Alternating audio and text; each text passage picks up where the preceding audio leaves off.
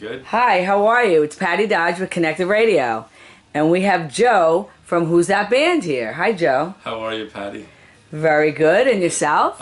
Amazing.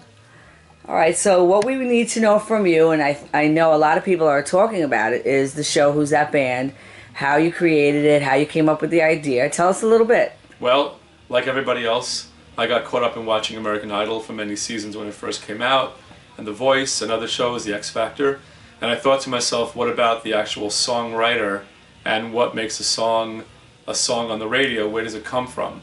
So I came up with this idea called Who's That Band, where we put three bands together in a room, we give them one topic to write a song about on the spot, and then they have 1 hour to go off and write a hit song.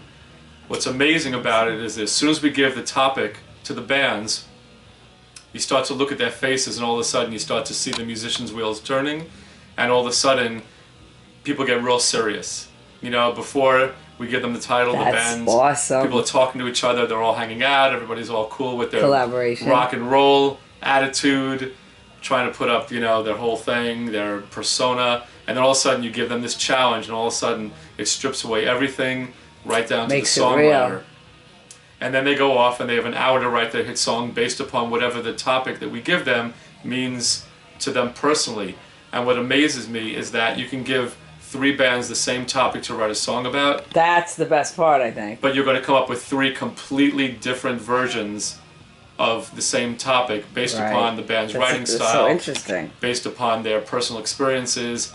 And for the viewing audience, it's a great thing because not only do you get to follow bands that you love, but you also get to see how a song got created from start to finish, and you personalize it. The same way songwriters will personalize, you know, the song to them when they're writing it, you get to personalize it for you. And I was telling somebody a couple of weeks ago, while we were filming with you, Patty, I don't know if you remember, we were talking about how everybody when they're in high school has certain songs that they attribute to different times in their lives. Brings you right back. Yeah, Journey songs. Every time you broke up, there was a Journey song in there. REO Speedwagon, whatever it might be, all the way up through today's music. Everybody has a song that they connect with an ex-girlfriend or boyfriend. It's so true. It's so true. The first dance, the first time they got kissed, the first time they got their heart broken, what they were listening to when they were hanging out in their room with somebody that they cared about. And you start to make these songs your own. They have meaning to you. Well, this puts it all together for the audience, and you get to see how the songs got created, what it's all about behind the scenes. And it's great, and we've had some great bands on our show. I mean, the musicianship has just been amazing. You know, Andrew Nicolai, Ashes in the Sky, Bad Mary, Nate Oddie. I mean, these are some phenomenal talents on Long Island. Tell us how to find it. Well, you can find it a whole bunch of places. First of all, you can go, the easiest way is who'sthatband.com. We made that nice and simple. You can go to who'sthatband.com.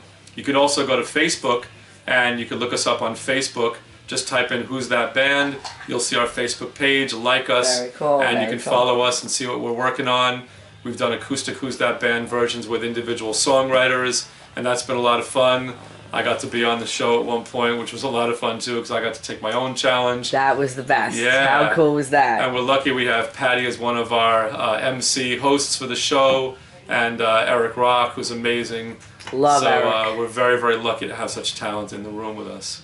That's great. Yeah. And we know you're going to perform something for us tonight. Yeah, before that, tell us about your studio.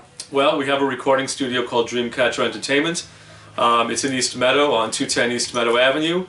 And we also have a rehearsal space there that's acoustically designed for the musicians. So you're not playing in a concrete box, you're actually playing in a really nice rehearsal space designed for recording, so the sound quality is very nice. I've been there myself, and it is exceptional. And it's a lot of fun being there. You know, it's my happy place, and we have a party venue next door where bands can actually rent out the space and do showcases, and that's right next door to 12 East Meadow Avenue.